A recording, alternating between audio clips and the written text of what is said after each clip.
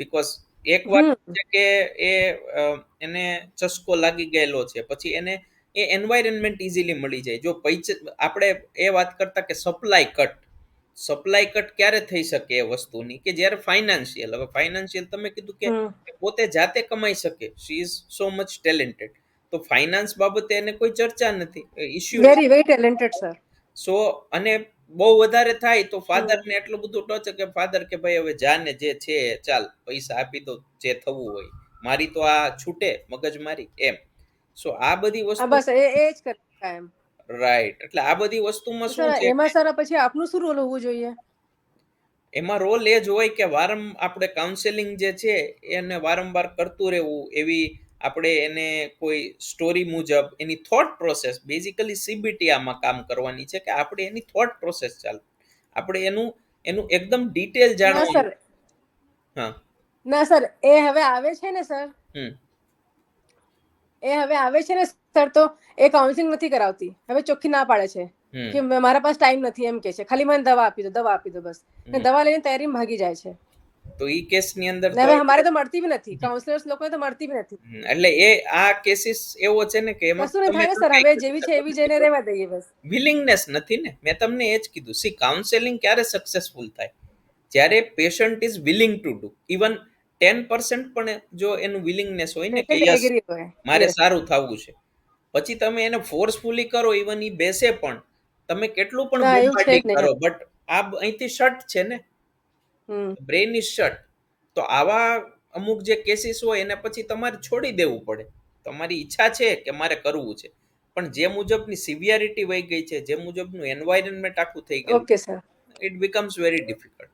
તો it is always better કે પછી આવા વ્યક્તિ પાછળ ટાઈમ વેસ્ટ ન કરવા, જે જરૂર છે એને કાઉન્સેલિંગથી હેલ્પ કરો. આ પેશન્ટ એક જે આપણે કહીએ ને કે રીઢા ગુનેગાર બની જાય. રીઢા ગુનેગાર હોય એને કેટલી પણ સજા થાય, એને કેટલું પણ જેલમાં નાખે, રિમાન્ડ લે, એને કોઈ ફરક નથી પડવા. Once they are out, again they are safe. અને બીકોઝ ઓફ ડ્રગ કન્ઝમ્પશન આ મલ્ટિપલ જે છે એ સાયકોલોજીકલ ડિસઓર્ડર્સ એને સ્ટાર્ટ થઈ ગયા છે. એટલે હવે એ બધું એટલું બધું કોમ્પ્લેક્સ થઈ ગયેલું છે કે હવે આમાંથી બહાર નીકળવું એ ઇન્ડિવિજ્યુઅલના વિલિંગનેસ સિવાય તો એ પોસિબલ જ નથી. સો આવા અમુક કેસીસ હોય, સો એમાં પછી બીકોઝ તમે બધા જ એફર્ટ નાખી, અત્યારે એમની એજ બી 27 જ છે, રાઈટ, આખું એને જે છે આખી લાઈફ બરબાદ ઓલમોસ્ટ કરી દીધી છે. અને ઓર બીકોઝ આ વસ્તુ સૌથી મોટું કરી દીધી છે. એટલે એ શું છે કે આવા કેસીસ હોય ત્યાં આપણે ઓલવેઝ એ જ રાખવાનું કે ટ્રાય કરી લીધી બધી, અત્યાર સુધી તમે કરી લીધી, હવે નથી થતું તો then you need to leave. Because એ વ્યક્તિ જ્યારે સાંભળવા તૈયાર નથી, then how you can do. કાઉન્સેલિંગમાં બે પાર્ટી ઇન્વોલ્વ હોય, જ્યાં સુધી બે પાર્ટી ઇન્વોલ્વ નથી કાઉન્સેલિંગ સક્સેસ નથી જતું. કે મારે હેલ્પ જોતી છે and then you are helping. તો એવી રીતે જ આ વસ્તુ થતી હોય છે. એટલે દેટ ઇઝ ઓકે, આપણે જે મુજબ એનું ચાલે છે એ ચાલતું રહેવા દેવાનું, બીજું તો શું થાય. બરાબર. તો યસ, તો આજે આપણે જે છે એ યુનિટ 3 થી આપણું સ્ટાર્ટ કરીએ. સો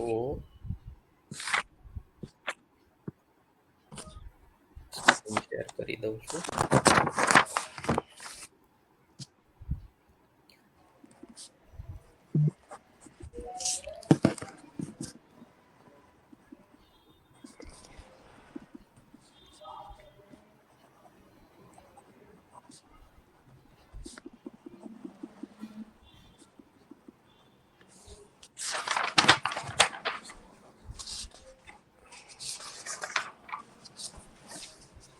એક્ઝામિનેશન જે ફર્સ્ટ સેમેસ્ટરની છે એ ફર્સ્ટ સેમેસ્ટરની એક્ઝામ જે યુનિવર્સિટીની ડેટ છે જે સ્ટાર્ટ થાય છે ઓફિશિયલી, તો એ 29th ડિસેમ્બરથી, જે યુનિવર્સિટીમાંથી મને કોલ આવેલો, એટલે 29th ડિસેમ્બરથી એ સ્ટાર્ટ થાય છે.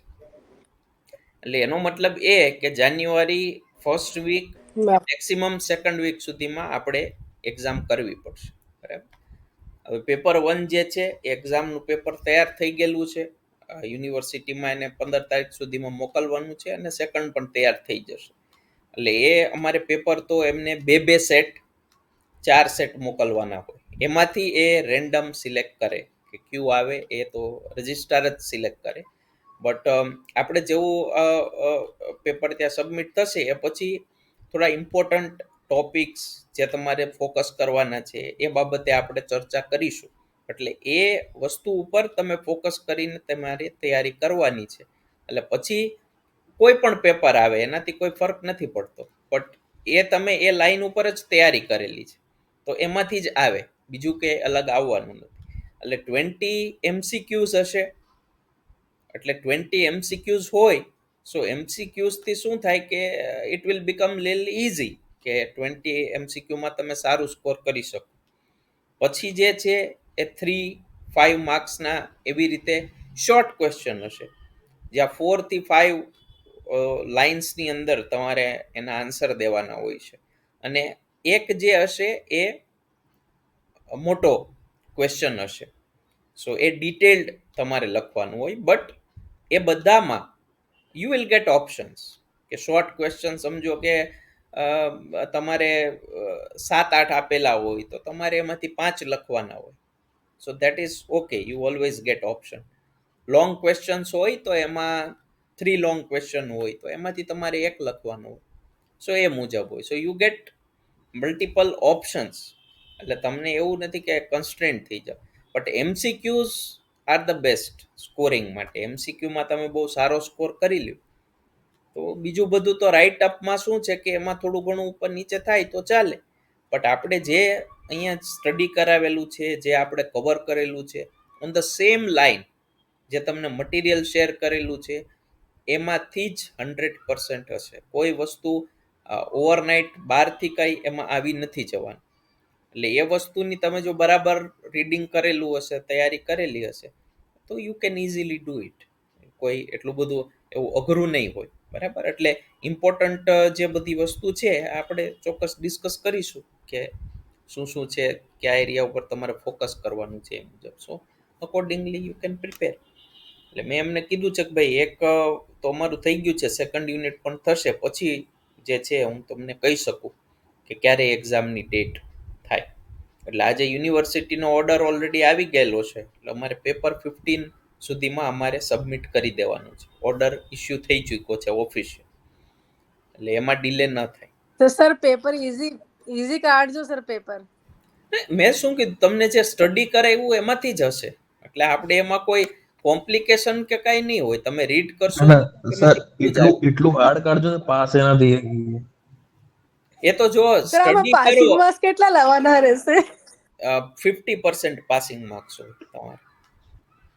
50% 50% હોય ને, એટલા માટે તો હું કહું છું કેટલા માર્ક્સ નું સર પેપર હશે? 50 માર્ક્સ 3 hours. 50 માર્ક માં 25 લાવવાના એમ પાસ થવા? હા હા, એટલે MCQ હું કહું છું ને, MCQ બહુ સારી રીતે તમારી તૈયારી થાય તો 20 માંથી 20 લાવી શકો. સો MCQ જે છે it is a great opportunity two score. બીજા રાઇટઅપમાં ઉપર નીચે થઈ શકે. જો અઘરું કોઈ વસ્તુ નથી હોતું. જો તમે સ્ટડી કરેલું હશે મારું મટીરિયલ તો તમે કહેશો કે યસ બહુ સરસ પેપર છે. ના તમે સર ફૂલ અઘરું કાઢજો. ના, અઘરું તો ત્યારે જ થાય જ્યારે વ્યક્તિ સ્ટડી ન કરે, અધરવાઇઝ અઘરું કાંઈ હોતું જ નથી. કારણ કે આઉટ ઓફ સિલેબસ તો કાંઈ આવવાનું નથી, ના આઉટ ઓફ મટીરિયલ એવું કોઈ આવવાનું છે, બરાબર. નહીંતર અઘરું બનાવવા તો બહુ કોમ્પ્લેક્સ બનાવી શકાય, પણ એવો આપણો આશય નથી. આશય એવો છે કે જે શીખવાડું છે એ લર્ન કરો અને એ અપ્લાય કરો, ધેટ્સ ઇટ. એટલે એ મુજબ છે. એટલે હવે આપણે યુનિટ સર પછી પેલું મટીરિયલ નું કહેતા હતા કે શું મટીરિયલ નું કહેતા હતા? કેટલા કેન્ડિડેટ છે સર? મટીરિયલ તૈયાર થઈ ગયું છે, તમારે કલેક્ટ કરવાનું રહેશે એવું કહેતા હતા ને. તો કેટલા લોકોને કરવું છે એ મને આપે તો એ મુજબ હું ત્યાં જણાવી દઈશ, તો ત્યાં રેડી હશે. કારણ કે એટલા જ મટીરિયલ રેડી થશે, બરાબર. કારણ કે અનનેસેસરી પછી ત્યાં વેસ્ટ પેડુરી એ ન થાય એમ. તો તમારે જોતું છે સોનાલી મેડમ? સર હું પણ કલેક્ટ કરાવી દઈશ. અચ્છા, કલેક્ટ કરાવી લે. ફાલ્ગુની મેમને પણ જોયે છે. હા, એમને તો તમે જે લાસ્ટમાં મોકલ્યા છે 5, આપણે ખાલી એ જ વાંચવાના છે ને? રાઈટ. અને પછી આ અત્યારે સેકન્ડ આપણું ચાલુ છે, એનું પૂરું થશે એટલે એના 5 આવશે. હા, યસ બરાબર ને? there are 10 units, 2 એટલે papers. સર આ 10 બીજા units. 5 વધશે એમ? હા, પેલું 10 પેપર units. 1 છે ને, it is paper 1. Okay paper 1 ના 5 યુનિટ્સ છે, ઓકે પછી સર. પેપર 2 ના 5 યુનિટ્સ. પણ જેમ મેં કીધું કે પેપર 2 એ ઓવરલેપ છે, નવી ઇન્ફોર્મેશન એમાં કોઈ નથી. આપણે ચર્ચા કરશું એટલે તમને ખ્યાલ આવી, એટલે એ ટોટલી રિલેવન્ટ છે. એટલે પેલું પેપર તમે સરસ તૈયાર કરો એટલે સેકન્ડ કવર થઈ જ જાય. પછી just you need two revise. તો 1 2 અને સર પેપર કેટલા આવશે, 5 કે 10? શું 5 કે 10 શું? એટલે મતલબ કેટલા પેપર આપણે લેવાના છે? 5 આવશે, 10 કેટલા? એટલે મતલબ એક્ઝામમાં કેટલા પેપર આવશે? 2 બે પેપર. બે જ પેપર હોય તો બે જ આવે ને, એ તો યુનિટ્સ છે. પેપર તો બે જ છે થિયરી, 50-50 માર્ક્સ ને. તો સર ખાલી અને 2 એટલે ખાલી દિવસ જ એક્ઝામ આપવા 2 આવવાનું છે દિવસમાં એમ? એક્ઝામ પૂરી? એમ જ હોય ને. તો 2 કેટલા દિવસમાં દિવસ એક્ઝામ પૂરી થઈ જશે સર? તો કેટલા દિવસ ચલાવી છે તમારે? પછી આગળ જતા તમારે પ્રોજેક્ટ, ઓકે ઓકે સર. બરાબર, ઇન્ટર્નશિપ, પછી વાઇવા, હા. પછી આવવાનું રહેશે ને, એ પછી આગળ આવશે. પણ અત્યારે તો 2 હા. પેપર થિયોરેટિકલ છે. અને સર કેટલા કેન્ડિડેટ છે? 7-8 હશે મારા ખ્યાલથી, એટલા રજીસ્ટ્રેશન છે. અચ્છા, એકચ્યુઅલી આખા આગળ મેં ગુજરાતી પૂછેલું સ્ટેટમાંથી કે સર? હમ ગુજરાતી સ્ટેટમાંથી? આ બધા ગુજરાતી જ છે. ગુજરાતી જ તો છે, બીજા કોણ હોય? બધા ગુજરાતી છે. તો આખા મેક્સિમમ કોઈ ગુજરાતમાંથી અટેન્ડ સર કરવા આવે જ 70 છે, એટલીસ્ટ એમાં એટલે કોઈ નથી આવતું એવું નથી. ઓલ આર કમિંગ, સો એટલા જ લોકો છે. કોઈ અટેન્ડ નથી કરેલું એટલે સર હોય. મને એવું ખ્યાલ હતો કે એટલે મેં આગળ પૂછેલું ત્યારે એવું કહેતા હતા કે 20 રજીસ્ટ્રેશન થયા છે. તો મને એમ કે કદાચ એ લોકો Admission એક્ઝામ લેવું આપશે, જોઈએ. ક્લાસ નથી અટેન્ડ કરતા, નહીં એવું બની નહીં શકે. એવું ના ચાલે ને. એડમિશન લેવું જોઈએ ને, રજીસ્ટ્રેશન થાય, પણ એમણે અમુકના ફોર્મ રિજેક્ટ થઈ ગયા હોય જીકાસમાંથી, કારણ કે જીકાસ બહુ કોમ્પ્લેક્સ હતું, એટલે એને કારણે એવું બનેલું હોય. એટલે એ પછી અત્યારે ફાઇનલ એવું તો ચાલે જ નહીં કે લેક્ચર અટેન્ડ કરવાના, તો 0 માર્ક મળે ઇન્ટરનલમાં. બરાબર ને? બરાબર. યુનિવર્સિટીનો રૂલ છે કે યુ નીડ ટુ અટેન્ડ, 70% તમારું હોવું જોઈએ. તો ઓકે એવા તો સર. કોઈ ના હોય.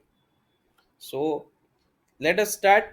આ 20 મિનિટ આપણી ઓલરેડી વહી ગઈ છે, અને આપણે 25 તારીખ પહેલા બધા જ યુનિટ ખતમ કરવાના છે. પાર્થભાઈ જે છે એ કાલે કે પરમ દિવસે લેશે, 2 અવર્સનો સ્ટ્રેટ હવે લેક્ચર લેશે, આખું સેકન્ડ યુનિટ ઓલમોસ્ટ કવર કરશે.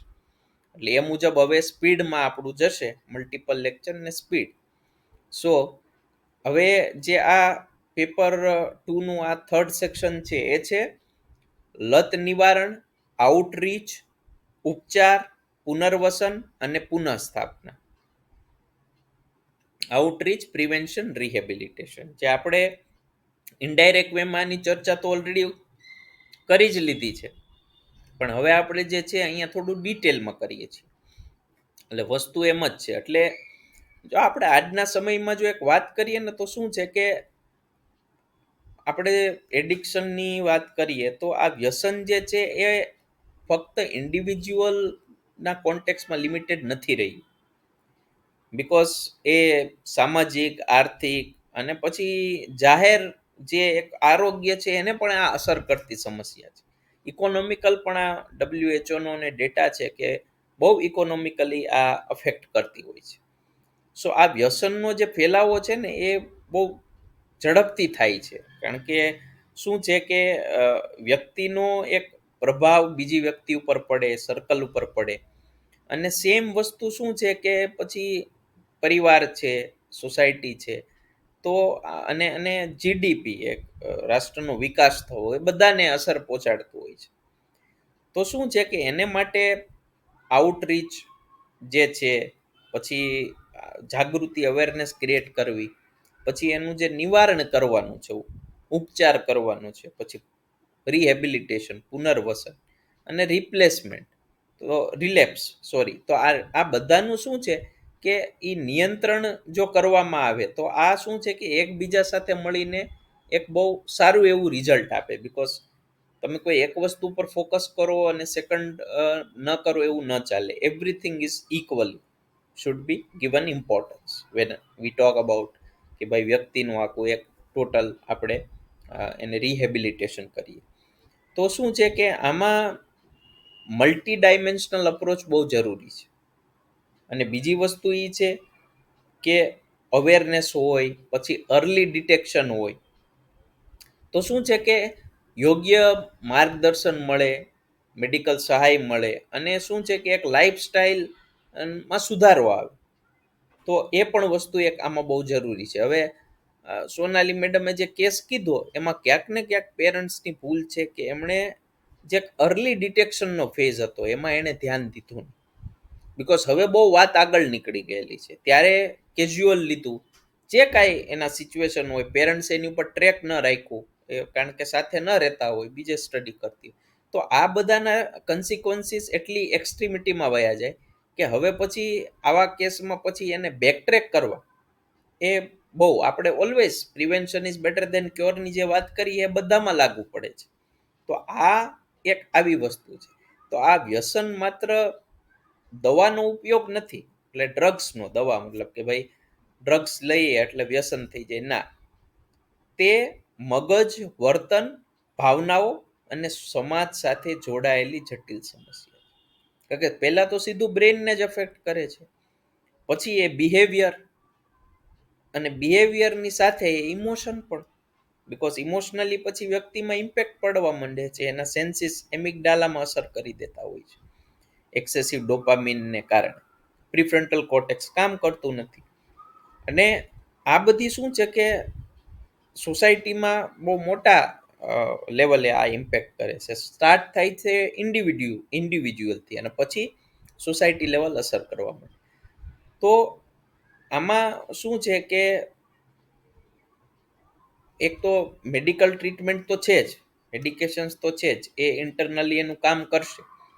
પણ સાથે શું છે કે મલ્ટી અપ્રોચ હોય તો ઘણું બધું. અને એમાં ખાલી એવું નથી કે ફક્ત તમે એલોપેથી જ યુઝ કરો અને તમને રિઝલ્ટ મળી જાય, બીજું તમે ન કરો. There are multiple things. Herbal છે, આયુર્વેદિક, તો એ પણ આપણે આમાં ચર્ચામાં કવર કરશું.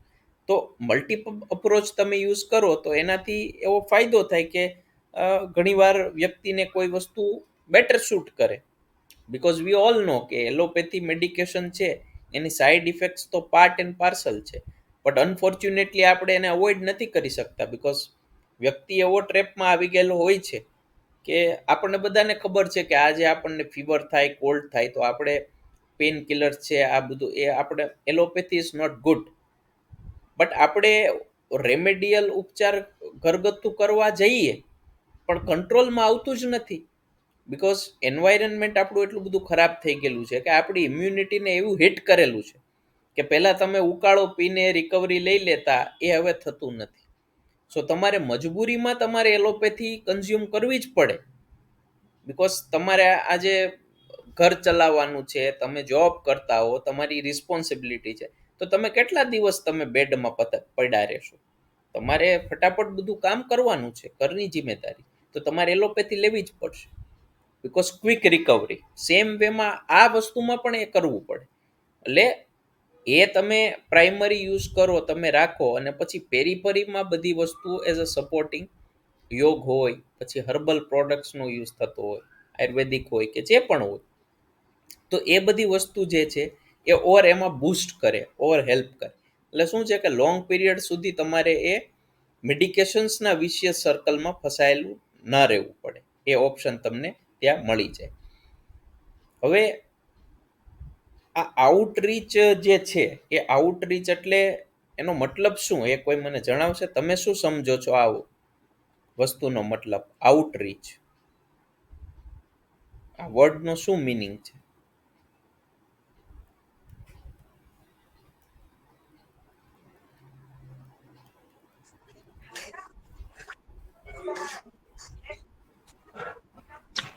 એટલે સર બહારના જે લોકો દ્વારા કે સંસ્થા દ્વારા આપણે હેલ્પ કરી શકીએ એ? Not exactly. બીજું કોઈ? ટ્રીટમેન્ટ આપ્યા પછી શું આઉટકમ આવ્યું?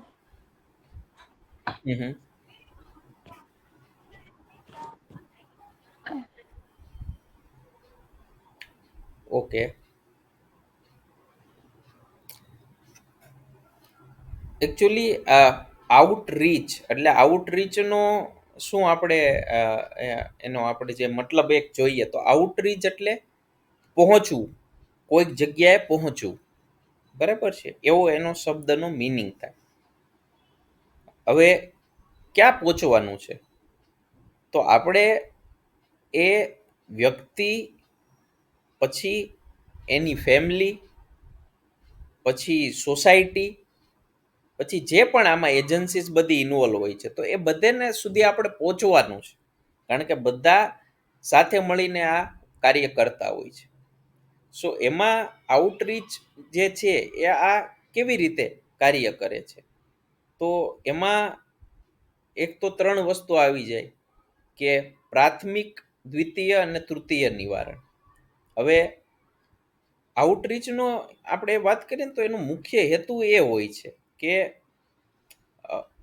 એક તો શું છે કે prevention is better than cure, આપણે જે વાત કરી, તો જે આવી જોખમી પોપ્યુલેશન છે, જે આ લોકો છે કે they are prone to addiction, તો એને શોધવા, એ એક તો કામ છે. સેકન્ડ છે કે માહિતી પહોંચાડવી, ઇન્ફોર્મેશન લોકો સુધી પહોંચાડવી કે ભાઈ આના અવેરનેસ કે શું શું આના કોન્સિક્વન્સીસ આવી શકે, નેગેટિવ કોન્સિક્વન્સીસ આવી શકે. પછી જોખમ ઘટાડવું, એટલે ઓલરેડી તમે જ્યારે લોકોને એવું ઇન્ફોર્મ કરો, એમને એડ્યુકેટ કરો, તો શું છે કે એ લોકોનું જે એડિક્શનનું છે એ જોખમ એમનું ઘટી જાય એમાં જવાનું, અને મદદ લેવામાં સહાય કરવી. એટલે કોઈ પણને જે છે એ એવી જરૂર હોય કે ભાઈ મને હેલ્પની જરૂર છે, તો એમાં એમને હેલ્પ કરે. એટલે આ આઉટરીચ માટે સ્પેસિફિક વર્કર્સ હોય, જેને એનું ગ્રુપ ક્રિએટ કરેલું હોય, જે આમાં ટ્રેન્ડ હોય. તો આપણે એમને એક રીતે શું કરીએ કે સોશિયલ વર્કવાળા પણ એ લોકો હોઈ શકે આ માટે. સો એને ટ્રેન્ડ કરવાનું હોય છે, તો એ શું છે કે જ્યાં એવું લાગે કે આ એડિક્શનનો ખતરો છે, તો એ એડિક્શનનો ખતરો ક્યાં ક્યાં હોઈ શકે એ તમે મને જણાવી શકો કે કઈ જગ્યા છે જ્યાં એડિક્શન ઇઝીલી લોકો ત્યાં એમાં સપડાઈ શકે એડિક્શનમાં? કઈ કઈ જગ્યા? એટલે પેલા પાન માવાના ગલ્લા હોય તે જગ્યા પર. સ્કૂલ્સમાં, કોલેજીસમાં. કરેક્ટ, બરાબર છે.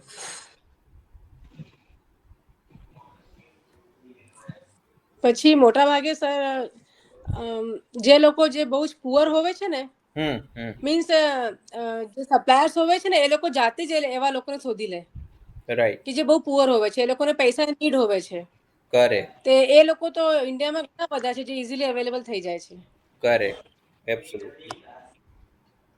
તો આવી જે નો એક વસાહત હોય, ગરીબની એક વસાહત હોય, તો એ એક એવો એરિયો હોય, પીછડા વર્ગનો આપણે જે કહીએ સ્લમ, તો આ એરિયા હોય.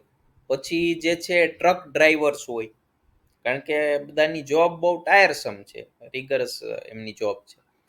પછી જે છે એ લેબર ક્લાસ, બીકોઝ અગેન પૈસાનું કોઈ ઠેકાણું નથી, આજે કામ મળે ન મળે, તો આ બધી વસ્તુ થઈ જાય.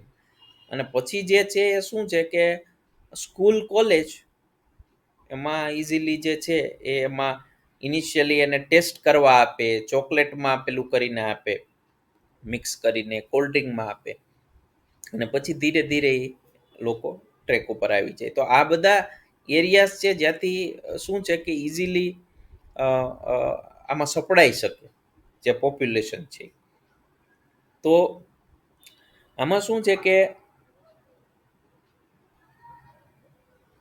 યોગ છે, હર્બલ ઉપચાર, એનું શું અસર થાય છે એ પણ આપણે એમાં ચર્ચા કરવાની છે આઉટરીચમાં.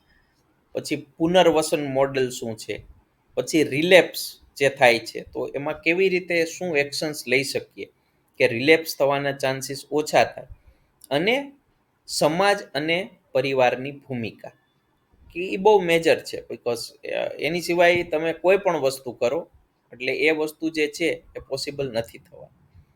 એટલે હવે આ એક અર્થ જે મેં કીધું ને કે જ્યાં વ્યસનગ્રસ્ત લોકો છે ત્યાં પહોંચવું.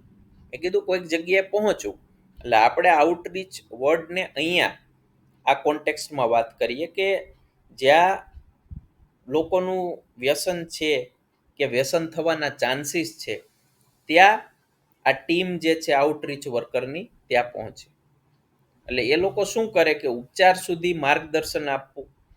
જે લોકો થોડા ઘણા સ્ટાર્ટ થઈ ગયેલા હોય આમાં, તો એમને એ ગાઈડન્સ આપે કે ભાઈ આ ગવર્મેન્ટનું રિહેબિલિટેશન સેન્ટર છે, ડિટોક્સ સેન્ટર છે, તમે ત્યાં વિઝિટ કરો. પછી જોખમ ઘટાડવા તરત જ મદદ પહોંચાડે.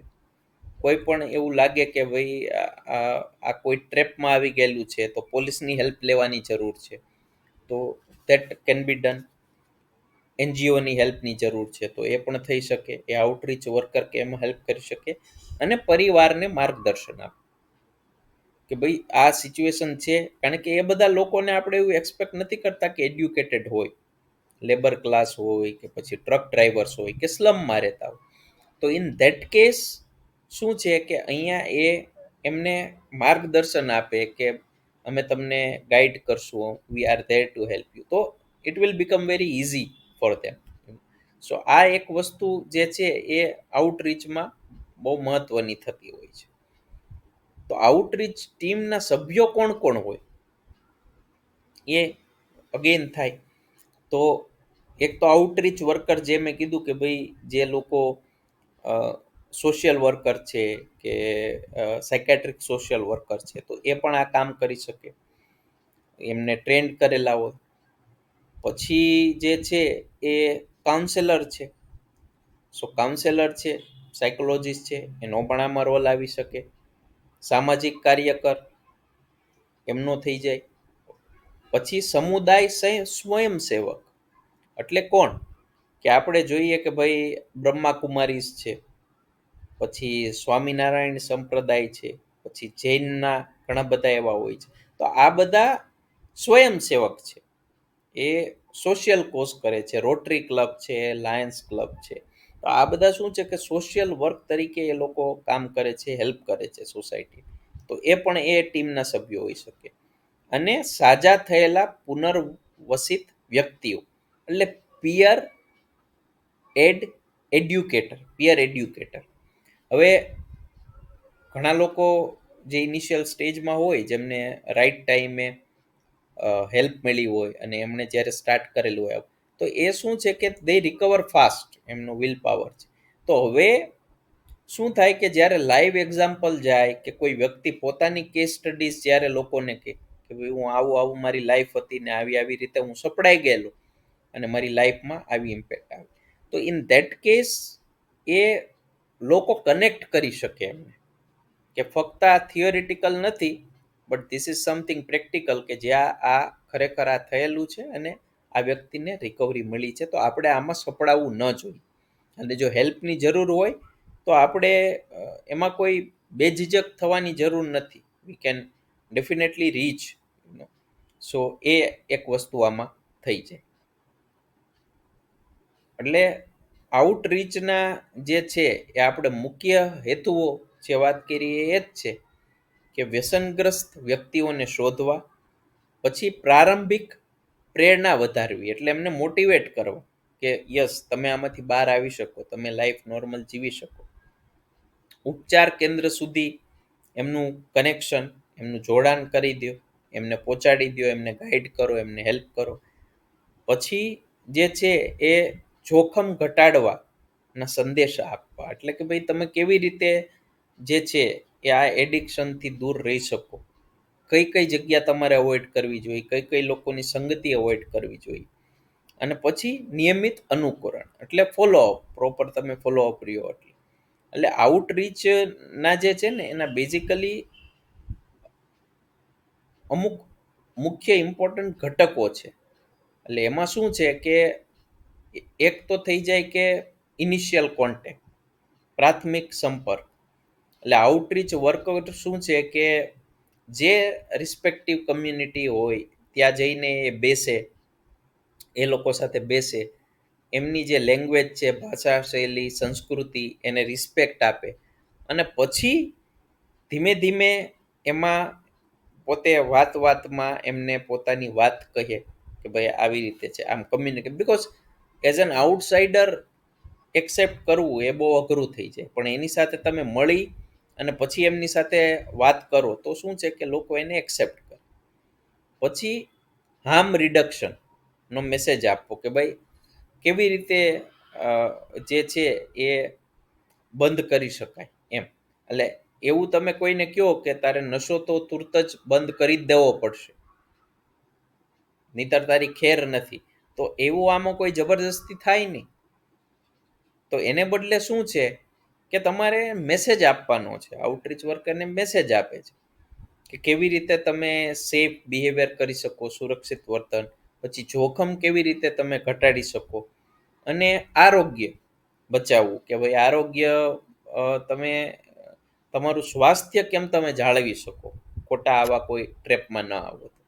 તો આ અપ્રોચ તો જ્યારે કરવામાં આવે ને તો શું થાય કે વ્યક્તિને શરમ કે ડર કે એવું કંઈ ન થાય, મોટિવેટેડ કે યસ આઈ એમ રેડી, મારે કરવું છે.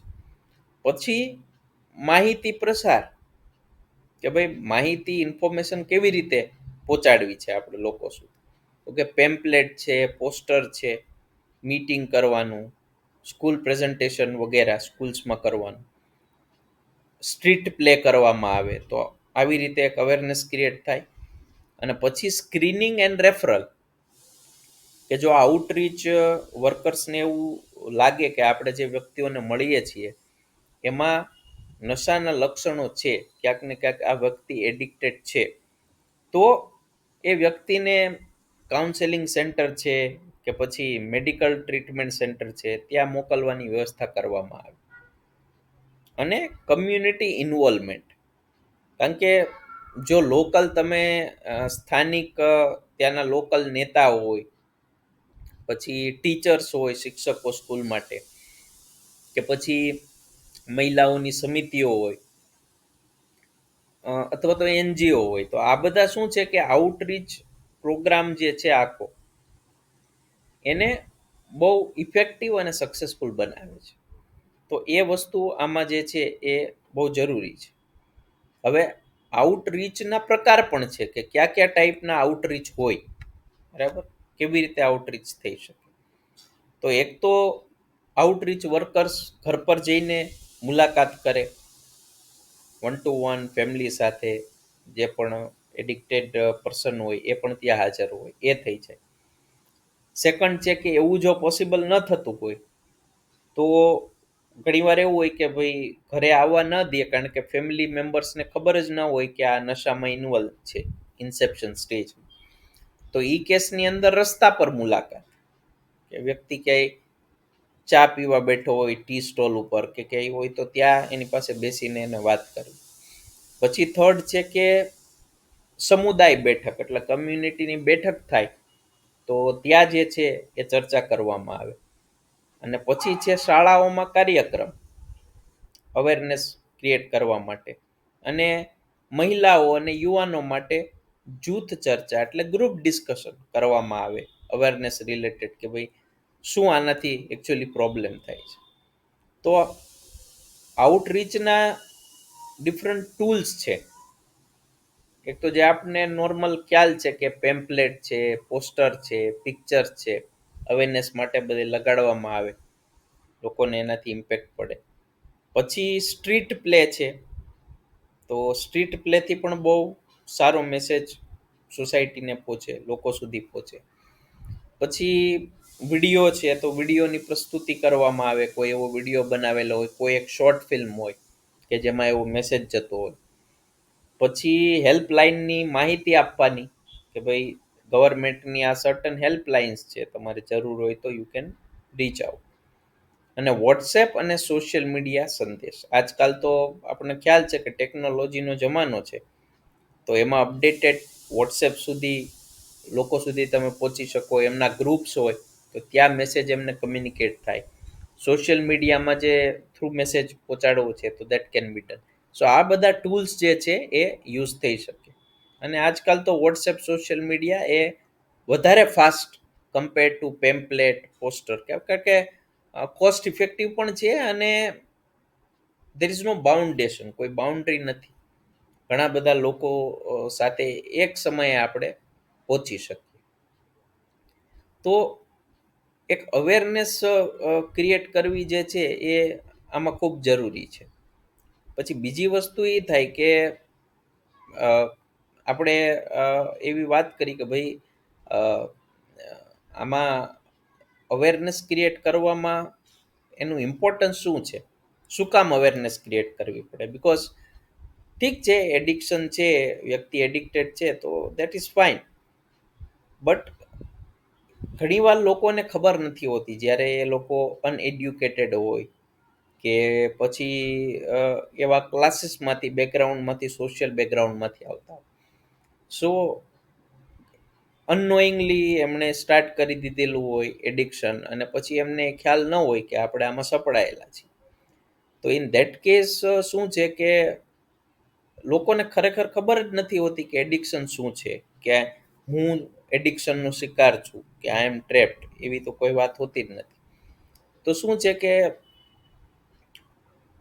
એ લોકોને સમજાવવું કે ભાઈ ખરેખર એડિક્શન શું છે, કોને કહેવાય, અને તમે એ રસ્તે છો કે તમે ઓલરેડી એમાં સપડાયેલા છો.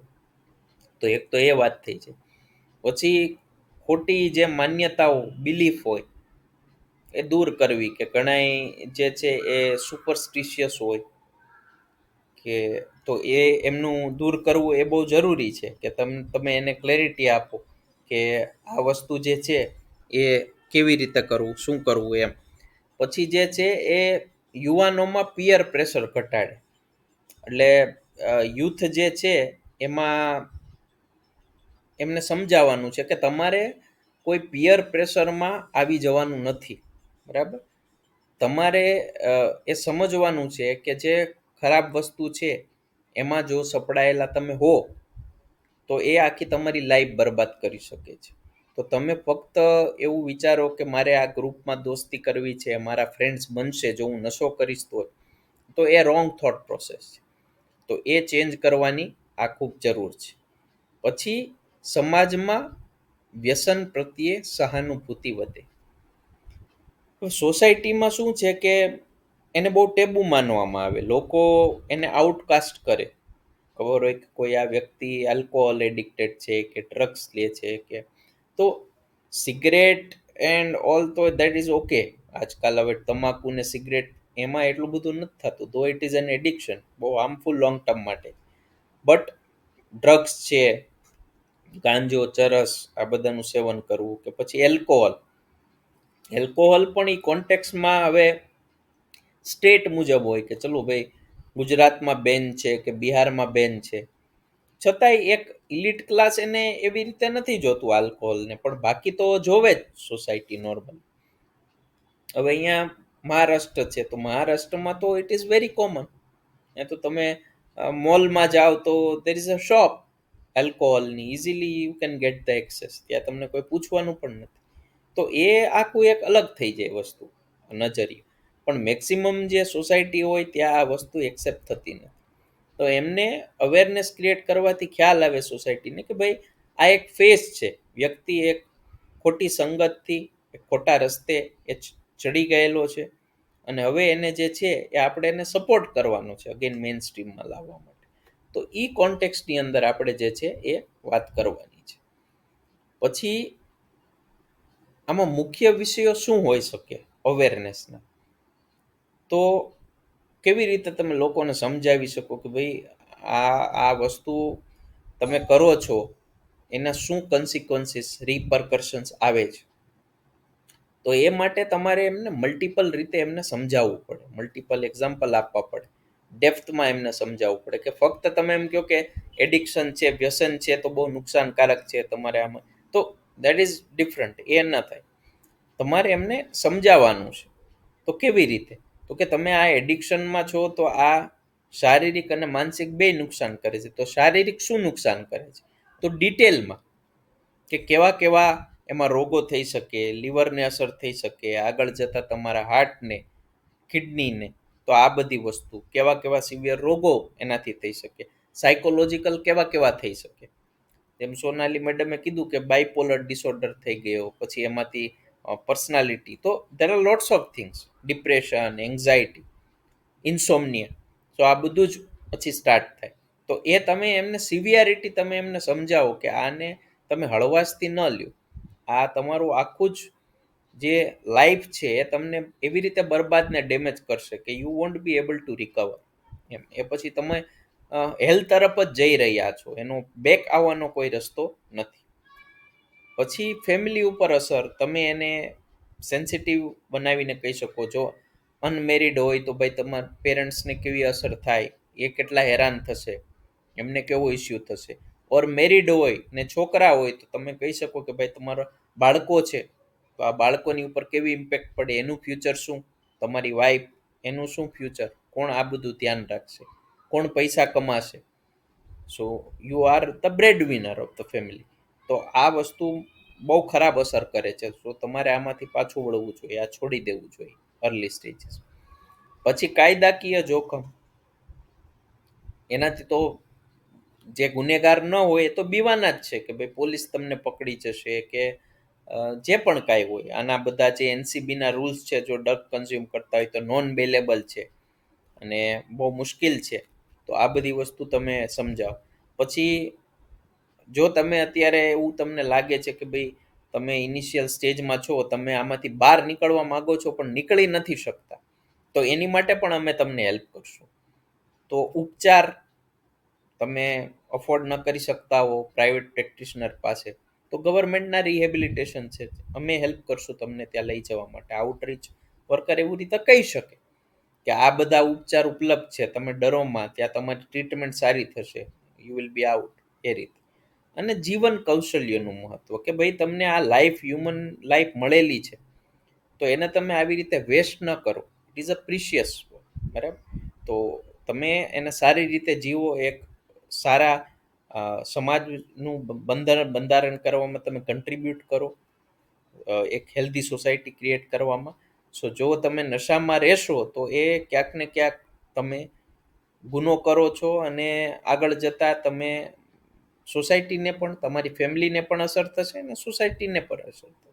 તો આ બધા આવી રીતે ડિટેલ લે પર્સન એની ભાષામાં એને સમજાય એ મુજબ આઉટરીચ વર્કર્સને મેઇન ફોકસ કરીને વાત કરવાની હોય છે. તો ડ્રગ અબ્યુઝ પ્રિવેન્શનના છે ને 3 ડિફરન્ટ સ્તર હોતા હોય છે. તો એ 3 સ્તર ક્યાં ક્યાં હોતા હોય છે?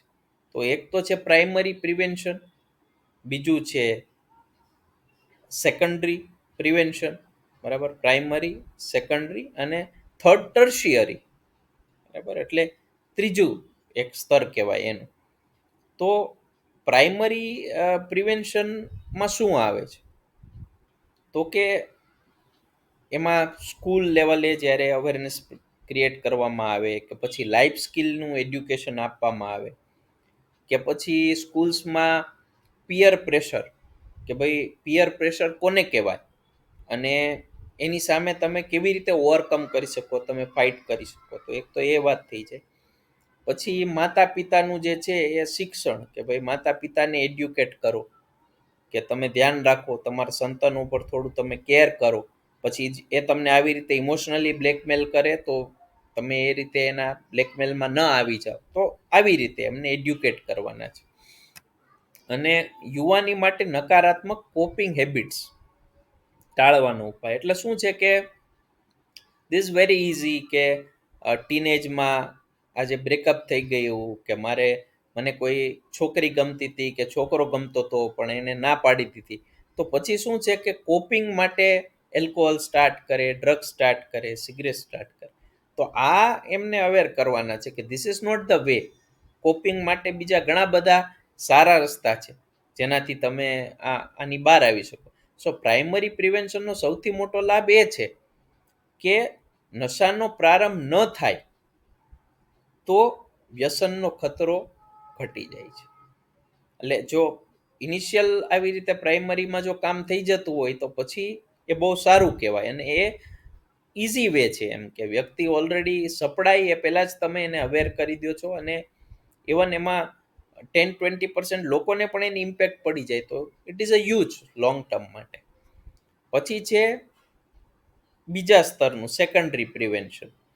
તો શું છે કે હવે ઓલરેડી વ્યક્તિ જે છે એ એડિક્શનમાં સપડાયેલો છે, આલ્કોહોલ કન્ઝ્યુમ કરતો હોય કે ડ્રગ્સ કરતો હોય, તો હવે ઓર એની સિવિયરિટી ન થાય, ઓર એ આમાં સપડાય નહીં, ઓર એ આમાં ટ્રેપમાં ન આવે, તો એ માટે શું છે, તો શું કરવું પડે?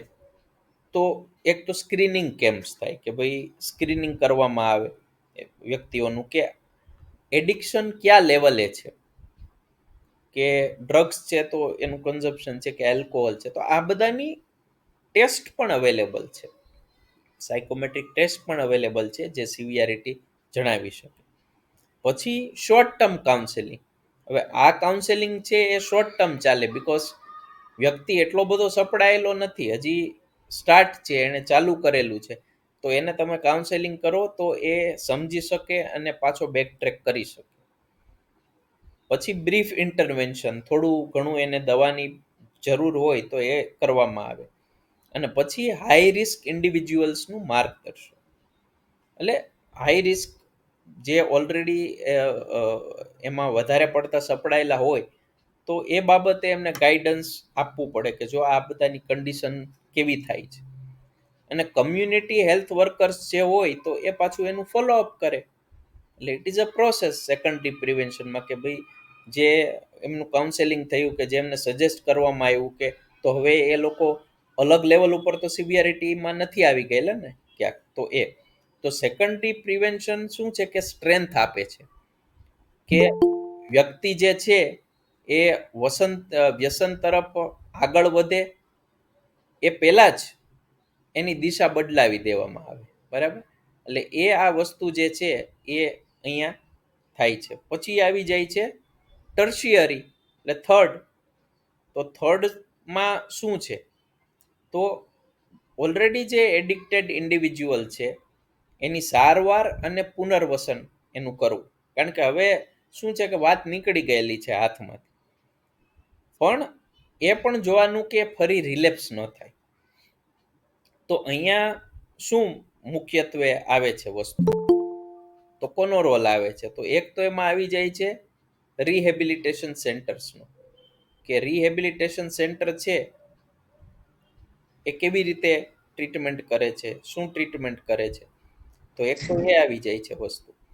પછી થાય છે રિલેપ્સ પ્રિવેન્શન સેશન્સ. એટલે રિલેપ્સ પ્રિવેન્શન સેશન કાઉન્સેલર્સ પણ આપે, ડોક્ટર્સ પણ આપે, જે પણ હોય તો એ બધા આપતા હોય છે. તો એક તો એ થઈ જાય છે. પછી ફેમિલી સપોર્ટ સિસ્ટમ, કે ફેમિલી કેવી રીતે હેલ્પ કરે છે, એમને ગાઈડ કરે છે, એમને સપોર્ટ કરે છે, પોઝિટિવલી આ વસ્તુને લે છે કે નહીં, તો એ એક આખી વસ્તુ થઈ જાય. અને પછી છે વોકેશનલ ટ્રેનિંગ. કારણ કે હવે આ વ્યક્તિ ઘણા સમયથી સપડાયેલો છે, એટલે એની જોબ ન હોય, એની ફાઇનાન્શિયલ કન્ડિશન ન હોય, હવે એમની પાસે ઇન્કમ સોર્સ નથી, તો વ્યક્તિ એવું વિચારે કે હવે હું નશામાંથી બહાર નીકળીને હું શું કરું, મારી તો લાઈફ બરબાદ થઈ ગયેલી છે, હવે તો પાછું જે છે એ જ છે.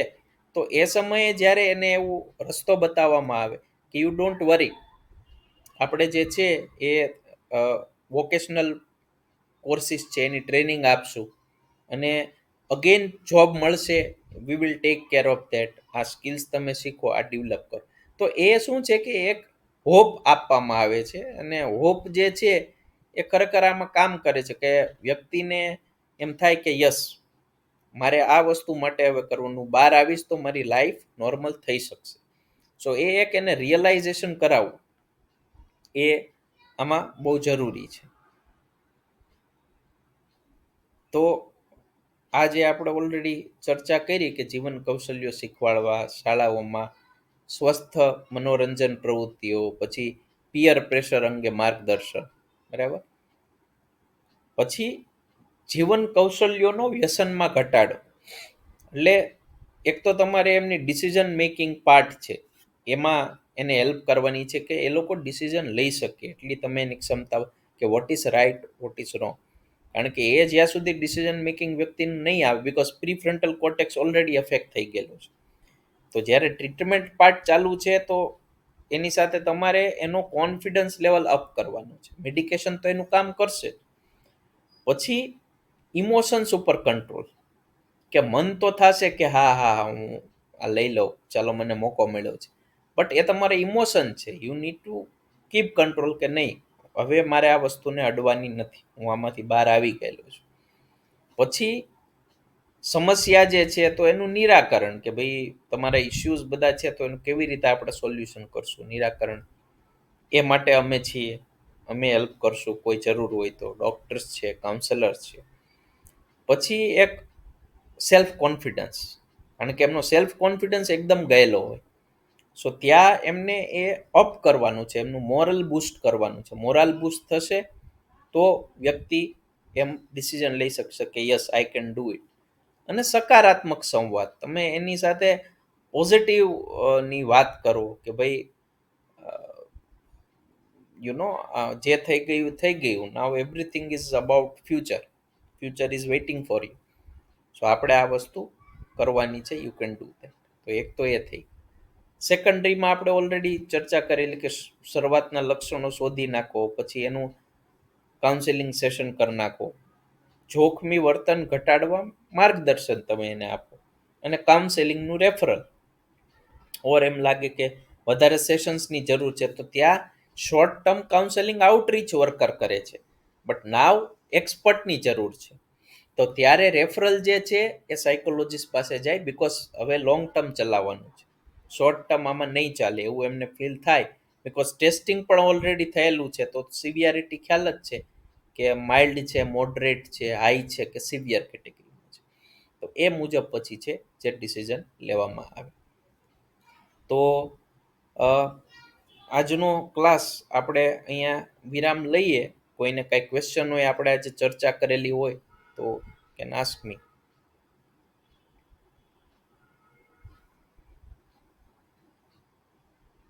નો સર. ના સર, કોઈ ક્વેશ્ચન નથી. ઓકે, તો નો સર.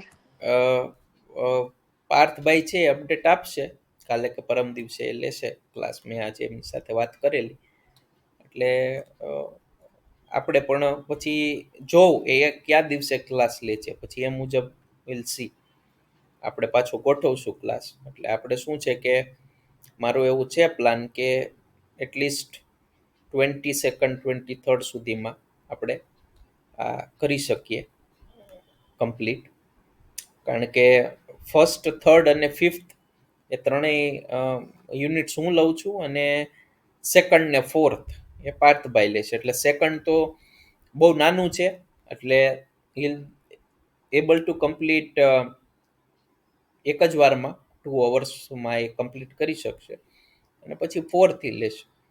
એટલે આ એકચ્યુઅલી આ બધા કોઈ એટલા બધા મોટા નથી, તમે પણ એક્સપિરિયન્સ કર્યો હશે કે આ ધીસ ઇઝ સિમિલર જે આપણે ચર્ચા કરેલી, but it is in elaborative manner. એમ વધારે ફોકસ જે છે એ રિહેબિલિટેશન ઉપર.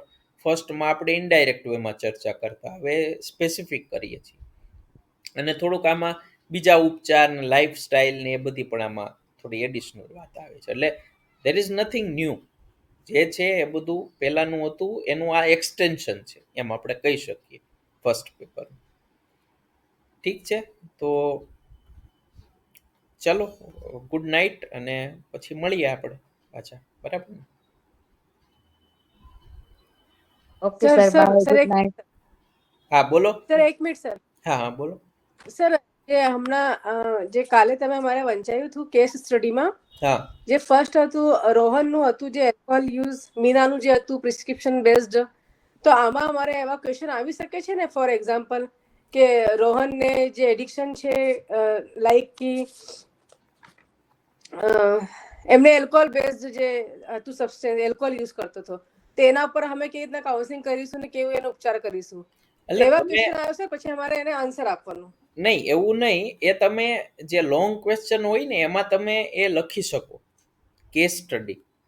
આપણે એવો સ્પેસિફિક એ બાબતે એમ નહીં પૂછે કે આ કેસ સ્ટડી આપ્યો, બટ ઓકે તમે એમાં લખશો કે આ એક કેસ સ્ટડી, આવો કેસ હતો, આમ હતું, એમાં આમ થઈ શકે, જ્યારે એ રિલેવન્ટ ક્વેશ્ચન હશે કે કાઉન્સેલિંગ કેવી એક્ઝામ્પલ રીતે આમાં અમારે રોલ કરે છે. સમજાવવાનું.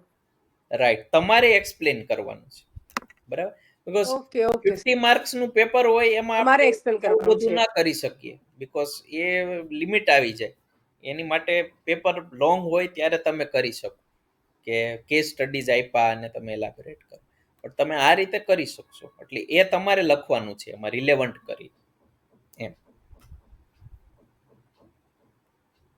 ઓકે. બરાબર. તો સર જે પેપર પ્રેઝન્ટેશન નું જે આપને કીધું હતું અમારે, તો આમાં બી એ રીતના જ લખવું પડશે ને પેપર પ્રેઝન્ટેશનમાં અમારે? ક્યાં પેપર પ્રેઝન્ટેશન? સર મારે થોડું અર્જન્ટ છે, હું જઉં છું. હા હા હા, યસ યસ. ક્યાં પેપર પ્રેઝન્ટેશનમાં હું સમજો નહીં. Okay sir. ના સર, આપે કીધું છે ને અમારે પેપર પ્રેઝન્ટ કરવાનું છે કે બે કે આવું કેસ હિસ્ટ્રી લઈને, તો એ કરવાનું છે, તો એની વાત કરું છું. ના, એ તો તમે જ્યારે પ્રોજેક્ટ, પેપર પ્રેઝન્ટેશન નહીં. પેપર પ્રેઝન્ટેશન કોન્ફરન્સમાં દેટ ઇઝ ડિફરન્ટ. એ આવી રીતે એમાં કેસ સ્ટડી ન હોય. એ તો આખું અલગ થઈ ગયું. એ રિસર્ચ પેપર છે. જે મેં તમને આજે ઓકે કોન્ફરન્સનું મોકલેલું છે એ છે okay already. So that is the opportunity, કારણ કે ત્યાં ગુજરાતમાં જ છે ને it is a reputed one ને ઘણા બધા એમાં ટોપિક્સ છે. એટલે એમાં થીમ્સમાં તમારું આ આવી શકે એડિક્શન ઉપર, અને સારું પેપર હશે તો પબ્લિશ પણ થશે એમ એમાં લખેલું છે સ્કોપસ જનરલ. સો એ ઓપોર્ચ્યુનિટી છે. બરાબર પણ ને? સર મારો એક ક્વેશ્ચન હતો કે આ સર મારો એક આ સવાલ હતો કે આ જે પેપર પ્રેઝન્ટ કરવાનું છે, હવે આ તમે જે મોકલો, હવે એ મારાથી પોસિબલ નથી કારણ કે અમે આ 2 દિવસ અમે બહાર જઈએ છીએ. તો મીન્સ એનું શું ઇમ્પોર્ટન્સ છે? મારા ખ્યાલથી એનું એટલું ઇમ્પોર્ટન્સ નહીં હોવું જોઈએ એવું મને લાગે છે, નહીં, 2 દિવસ હું સમજતો નથી. 2 દિવસ કારણ કે એમાં તો જસ્ટ આપણને નોલેજ જ આપણને મળે ને સર. ના, એવું નથી. એ ઇન્ટરનલ માર્ક્સમાં છે. આ નોલેજ જ તમે જે મળે પણ એ નથી. સેમિનાર છે કે ઇટ જે ઇઝ અ પણ રિસર્ચ કહીશું પેપર ને. તમે નહીં, એનું માર્કિંગ છે ને ઇન્ટરનલ 50 માર્કનું લેને. ઇન્ટરનલમાં તમારું માર્ક છે પેપર પ્રેઝન્ટેશન, 50 માર્કનું ઇન્ટરનલ જે, હા, એમાં એનો રોલ છે. તો એ આ 2 દિવસ નથી વાત. તમે બહાર જતા હોય હમણાં ક્યાં છે? એ કોન્ફરન્સ તો માર્ચમાં છે. મેં તમને શું કીધું કે પેપર તમે પહેલેથી રિસર્ચ પેપર તૈયાર એ જ કરીને રાખો. એકચ્યુઅલી સર અમારે માર્ચમાં છે ને, નહીં ના સર, માર્ચમાં જ અમે પેલું કે ને કે અમે ટ્રાન્સફર